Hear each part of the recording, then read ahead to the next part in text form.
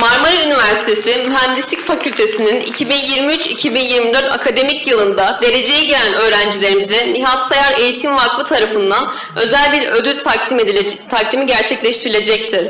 Bu ödül, vakfın eğitime ve gençlerimizin başarılarına olan inancının ve desteğinin bir göstergesidir. Ödüllerin takdimi için Nihat Sayar Eğitim Vakfı'nın değerli temsilcisi Sayın Profesör Doktor Nihat Alpagut Sayar'ı sahneye davet ediyoruz.